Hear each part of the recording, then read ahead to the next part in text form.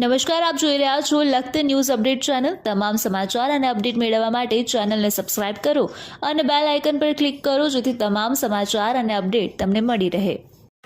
વાણા ગામ તરફ જવાના રોડ ઉપર આવેલ ફાટકથી 1 કિલોમીટર દૂર ચાલુ ટ્રેન પરથી મુસાફરો પડી જતા અકસ્માત સર્જાયો। રેલવે ટ્રેક ઉપર ફરજ બજાવતા 2 કીમેન દ્વારા લખતર સરકારી હોસ્પિટલમાં સારવારથી ખસેડવામાં આવ્યો।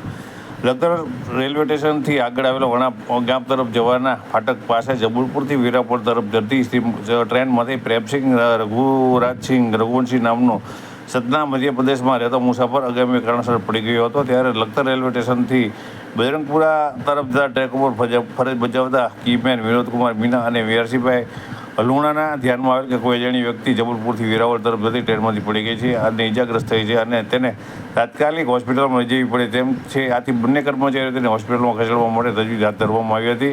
સાથે તેમના દ્વારા લખતર રેલવે સ્ટેશન ઉપર ફરજ બજાવતા સ્ટેશન માસ્તરને આ બાબતે જાણ કરતા લખતર રેલવે સ્ટેશન ઉપર ફરજ બજાવતા કર્મચારીએ તેઓએ આરપીએફના એએસઆઈ શિવશંકર શર્માને જાણ કરતા તેઓ લખતર પહોંચી ગયા હતા।